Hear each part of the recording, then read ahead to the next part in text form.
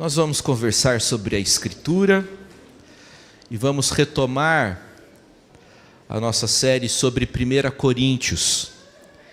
Iniciamos semanas atrás uma série sobre 1 Coríntios, é nosso desejo, é nossa ambição santa, conversarmos sobre toda a primeira epístola de Paulo aos Coríntios. Hoje vamos tratar sobre o capítulo 2, a partir do verso 6. Segunda epístola de Paulo endereçada aos Coríntios. Ou melhor, desculpa, gente. Primeira epístola de Paulo endereçada aos Coríntios. Eu acho que eu falei segunda, né? Então, primeira epístola de Paulo aos Coríntios, capítulo 2, a partir do verso 6. Entretanto, expomos sabedoria entre os experimentados, não, porém, a sabedoria deste século, nem a dos poderosos desta época, que se reduzem a nada, mas falamos a sabedoria de Deus em mistério, outrora oculta, a qual Deus preordenou desde a eternidade para a nossa glória. Sabedoria essa que nenhum dos poderosos deste século conheceu, porque se a tivessem conhecido, jamais teriam crucificado o Senhor da glória. Mas, como está escrito, nem olhos viram, nem ouvidos ouviram, nem jamais penetrou em coração humano que Deus tem preparado para aqueles que o amam. Mas Deus no-lo revelou pelo Espírito, porque o Espírito a todas as coisas perscruta, até mesmo as profundezas de Deus. Porque qual dos homens sabe as coisas do homem, senão o seu próprio espírito que nele está? Assim, também as coisas de Deus ninguém as conhece, senão o Espírito de Deus. Ora, nós não temos recebido o Espírito do mundo, e sim o Espírito que vem de Deus, para que conheçamos o que por Deus nos foi dado gratuitamente. Disto também falamos, não em palavras ensinadas pela sabedoria humana, mas ensinadas pelo Espírito, conferindo coisas espirituais com espirituais. Ora, o homem natural não aceita as coisas do Espírito de Deus, porque lhes são loucura, e não pode entendê-las, porque elas se discernem espiritualmente. Porém, o homem espiritual julga todas as coisas, mas ele mesmo não é julgado por ninguém. Pois quem conheceu a mente do Senhor que o possa instruir? Nós, porém, temos a mente de Cristo. Você gosta de viajar de carro? A turma lá em casa gosta.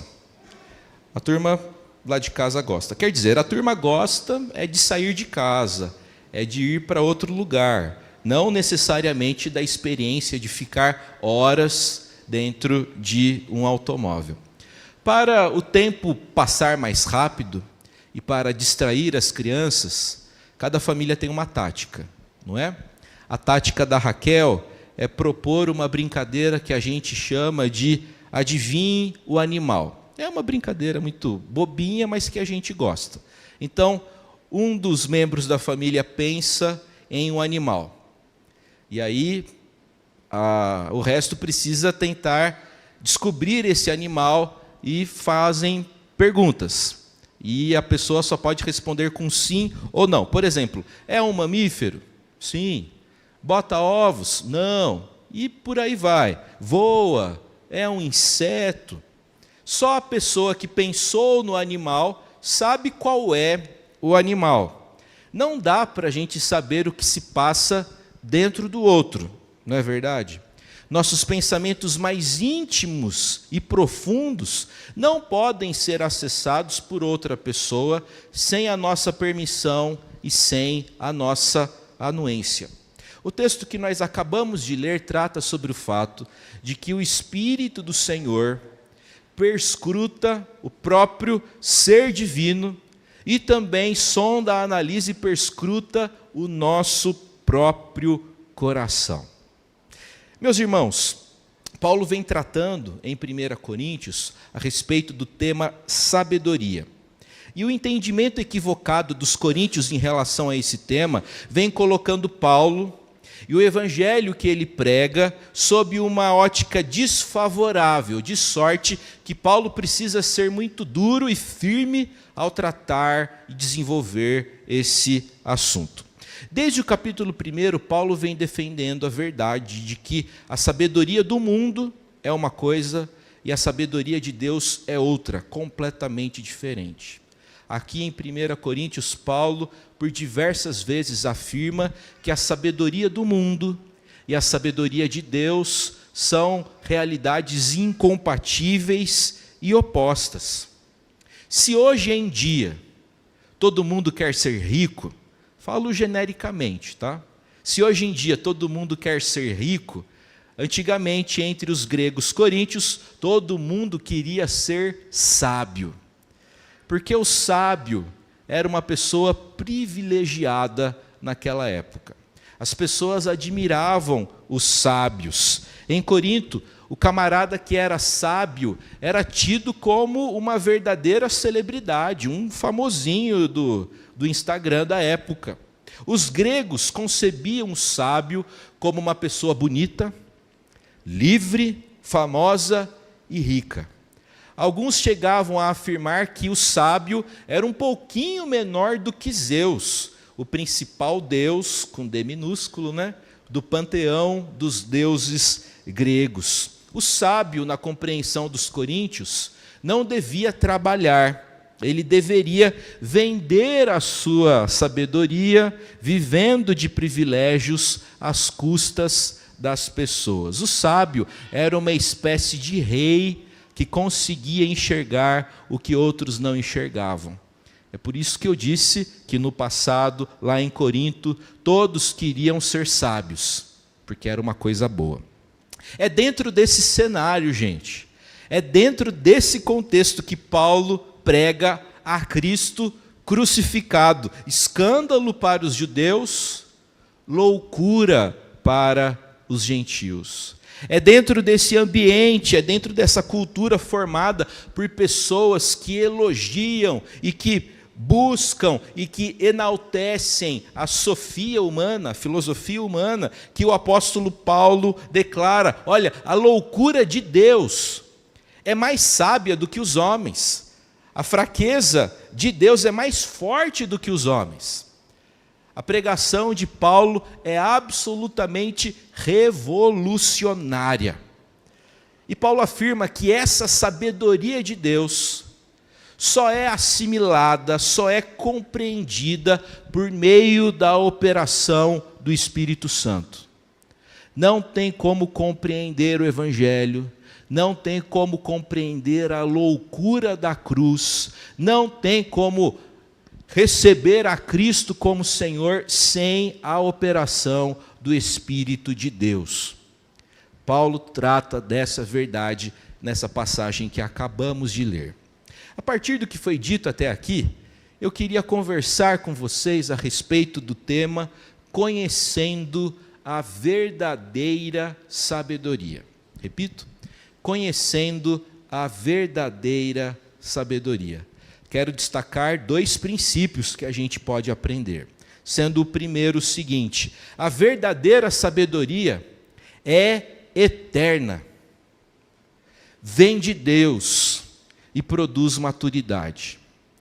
A verdadeira sabedoria é eterna porque vem de Deus e produz maturidade. A sabedoria dos coríntios e a sabedoria anunciada por Paulo são distintas.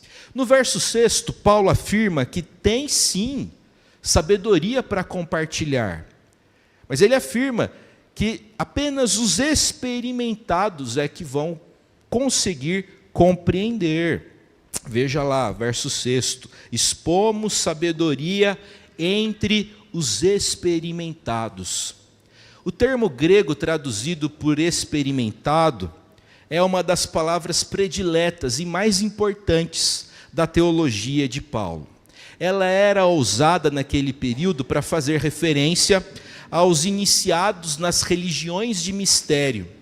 Porém, o uso que Paulo faz desse termo é sempre para fazer referência ao desenvolvimento de um crente no seu processo de santificação até alcançar a maturidade. Ao contrário do que os coríntios pareciam imaginar, a maturidade não divide pessoas.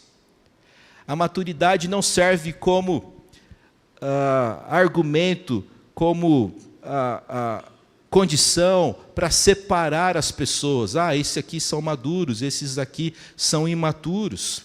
Não. A maturidade cristã é aquele entendimento de que a minha vida foi completamente transformada por Jesus e reorientada, e remodelada, e redefinida por conta do Evangelho. Hoje em dia, como acontecia antigamente, as pessoas confundem, e muito, capacitação com maturidade. As pessoas ainda hoje confundem muito capacitação com maturidade. Não é porque você defendeu a sua tese de doutorado que você é sábio. E não é porque você não concluiu o ensino fundamental que você não é sábio. Porque sabedoria não tem a ver com a nossa escolaridade, não tem a ver com os graus acadêmicos que a gente alcança na vida. Maturidade é ser remodelado e transformado pelo Evangelho. Paulo deixa claro para os cristãos coríntios que eles não deveriam se enganar pelo fato de terem experiências espirituais, alguns conhecimentos ou habilidade para falar, porque capacitação não é maturidade, ok? Necessariamente. O fato é que essas coisas têm pouca ou nenhuma relação com a maturidade cristã verdadeira. Para Paulo, o que é ser sábio? Para Paulo, o indivíduo sábio é aquele que sabe que ainda não chegou lá. É aquele que compreende que é imperfeito. É aquele que se considera inacabado. É aquele que tem a percepção de que se encontra num processo, de que ele não é perfeito, de que ele é falho e que ele precisa constantemente da graça do Senhor. Nesse sentido, o cristão mais inexperiente pode ser maduro e cristãos veteranos podem cair numa rotina e interromperem o seu processo de maturidade. Quem entendeu muito bem esse princípio foi a esposa do reverendo Billy Graham. Billy Graham foi um dos grandes evangelistas do século passado. Ele era casado com uma senhora chamada Ruth Graham. E a Ruth Graham deu a seguinte orientação: quando eu morrer, eu quero que na lápide do meu túmulo esteja escrito o seguinte epitáfio: fim das obras, obrigada pela paciência. Repito, fim das obras, obrigado pela paciência.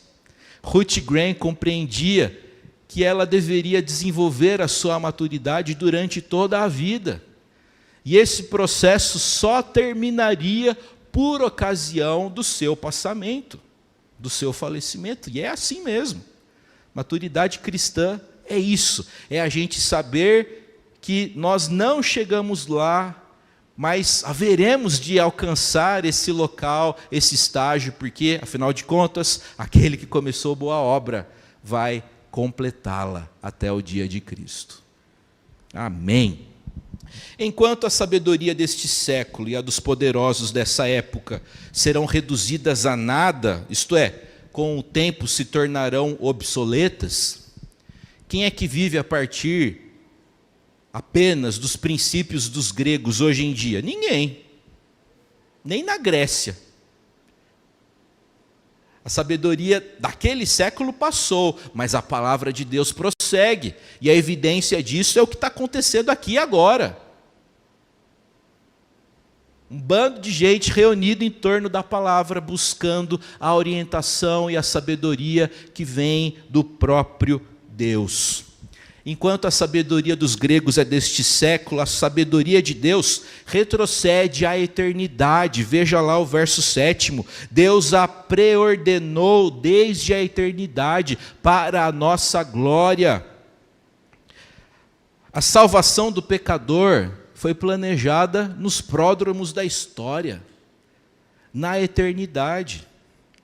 Até mesmo a morte de Jesus Cristo encontrava-se dentro dos planos, dos desígnios do ser divino. O Evangelho não é uma ideia tardia de Deus.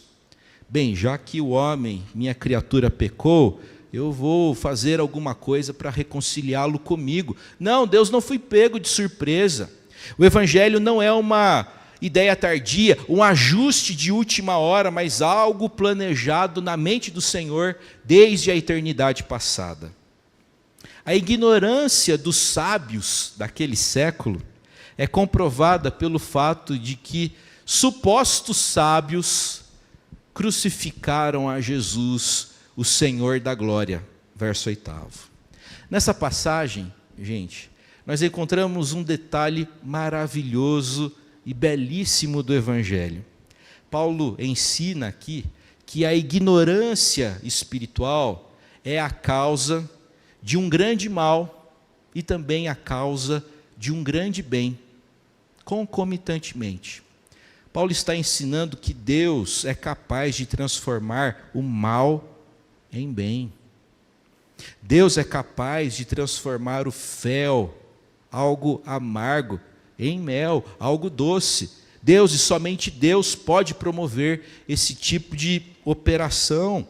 A crucificação de Jesus foi um grande mal, um espetáculo horroroso da maldade humana, da capacidade do homem de fazer algo ruim. A crucificação de Jesus foi expressão de injustiça. Afinal de contas, Jesus era inocente. A crucificação de nosso Senhor também foi expressão de ingratidão, uma vez que o Senhor Jesus viveu aqui somente fazendo bem por onde passou. A crucificação de nosso Senhor Jesus Cristo evidencia a maldade humana. Porém, um imenso mal se transformou em um imenso bem.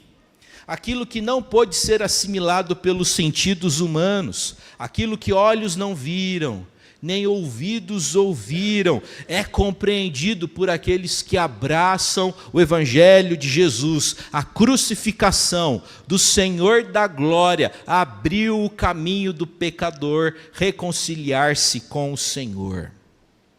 O que se apresentava no Calvário como a derrota do bem pelo mal, era também, e mais certamente, a derrota do mal pelo bem.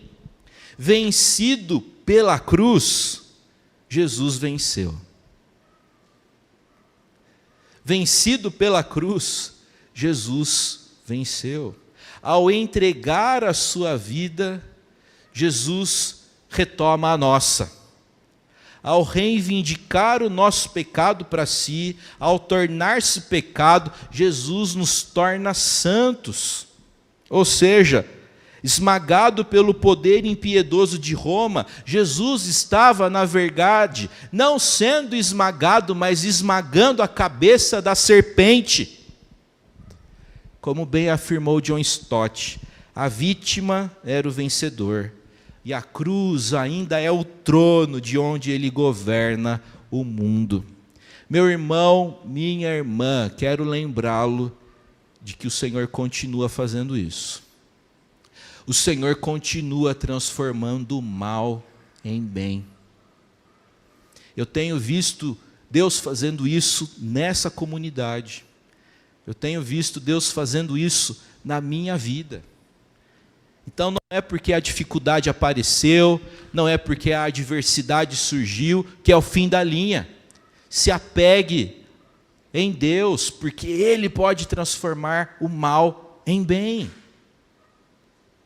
A segunda lição que nós aprendemos aqui, sobre a verdadeira sabedoria, é que ela é revelada pelo Espírito do Senhor. Não há outra forma, não há outra alternativa, não há outro caminho.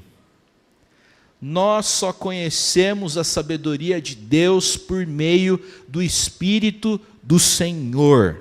Nos versos 10 a 16, Paulo explica detalhadamente o ministério do Espírito Santo quanto à revelação de Jesus, que é a sabedoria personificada de Deus. Chama a sua atenção para os versos 10 e 11. Mas Deus no-lo revelou pelo Espírito, porque o Espírito a todas as coisas perscruta, até mesmo as profundezas de Deus. Porque qual dos homens sabe as coisas do homem, senão o seu próprio Espírito que nele está? Assim, também as coisas de Deus ninguém as conhece, senão o Espírito de Deus. Nós não nos tornamos sábios na medida em que recebemos uma informação externa. Nós nos tornamos sábios quando o Espírito de Deus, o agente da nossa conversão, vem habitar em nós. Nos tornamos sábios quando o Espírito nos habilita para confessarmos a Jesus como nosso Senhor e Redentor, e quando esse mesmo Espírito vem habitar em nosso coração. O Espírito do Senhor, declara Paulo, mergulha nas profundezas de Deus e traz à tona o que Deus planejou na eternidade.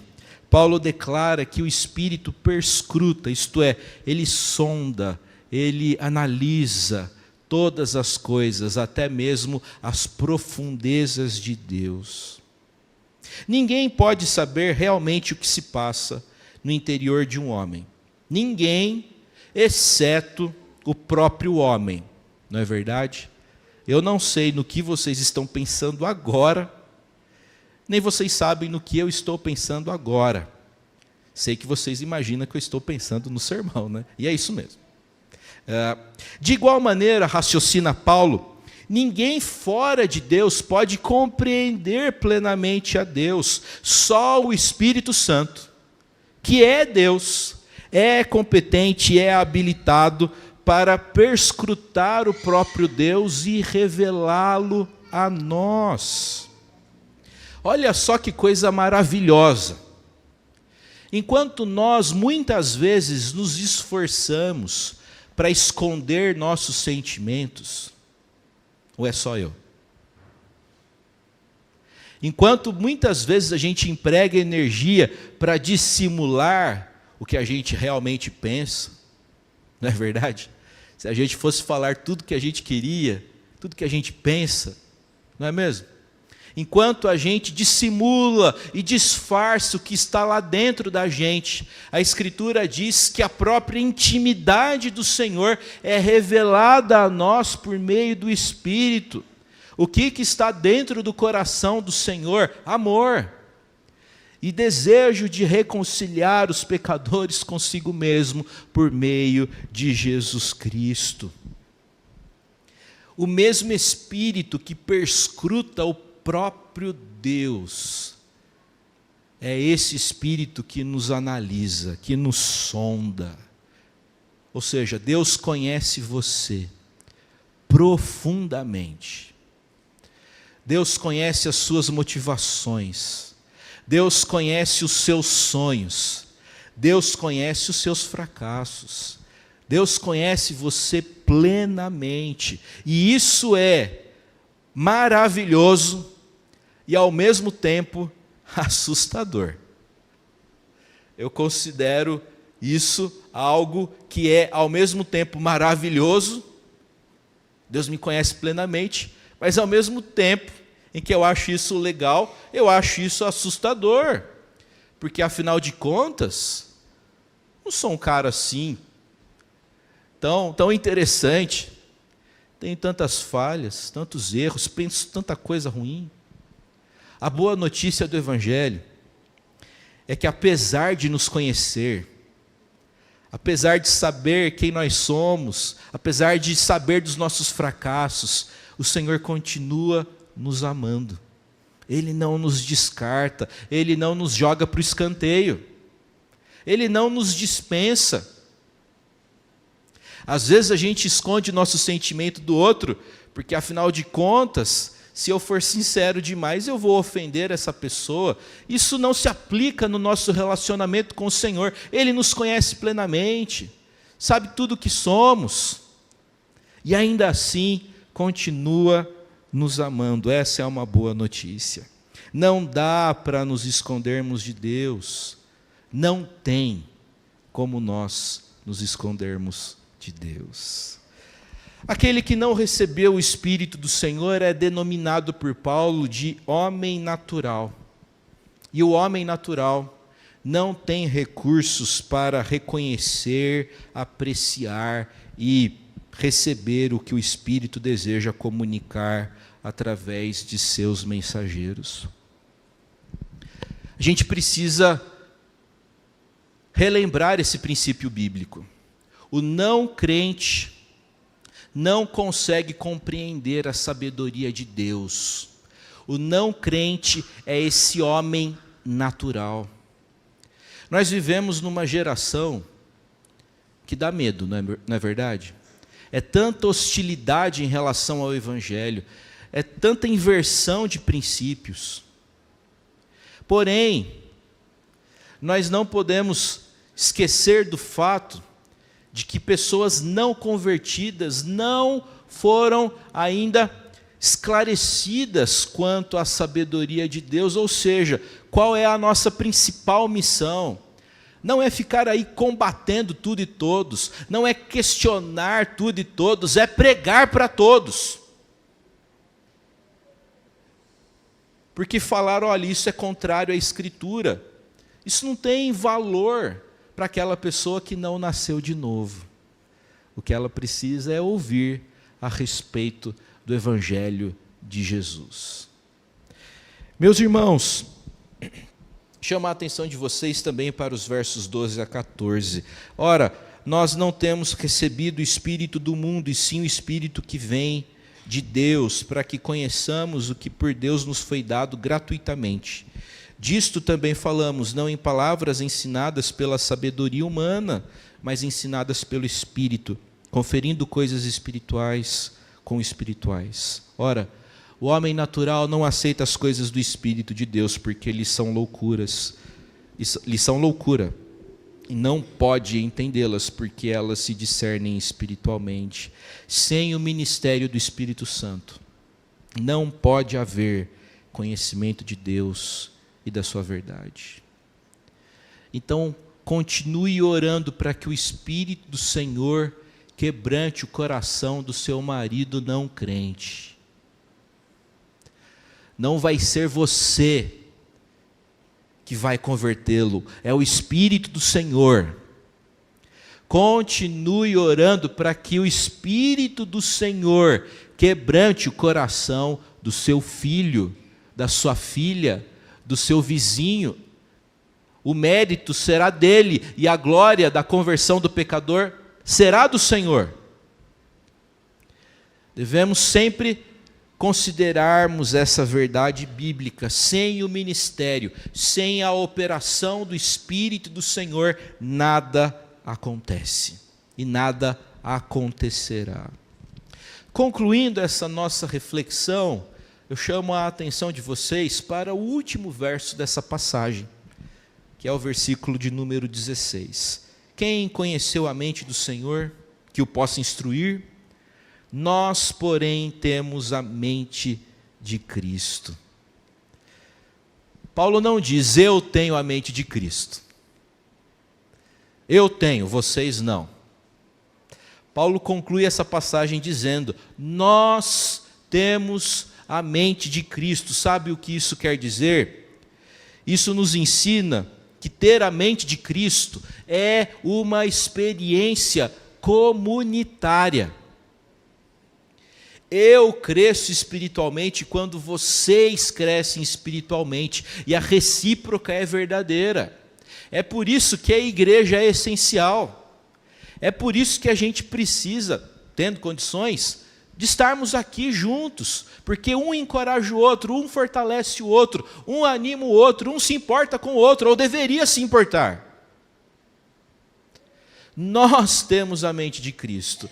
E é crescendo nessa maturidade cristã que o nome do Senhor será glorificado. Ao buscarmos a Deus cada vez mais intensamente, o Espírito do Senhor nos revelará mais e mais da sabedoria de Deus em Jesus Cristo, nosso Senhor crucificado e ressurreto. Que o Senhor fortaleça você. Que o Senhor abençoe você. Lembre-se sempre, a verdadeira sabedoria, a verdadeira expertise, não vem dos livros, não vem do lato sensu, não vem do estrito sensu, nada contra essas coisas. É que a verdadeira sabedoria não vem dali mesmo, porque a verdadeira sabedoria vem de Deus, e ela produz não mais inteligência, mas mais santidade, compromisso e maturidade. Que o Senhor nos abençoe como igreja, a fim de que nós, como um só corpo, cresçamos no conhecimento de Jesus. Que o bom Deus nos abençoe. Em nome de Jesus. Amém.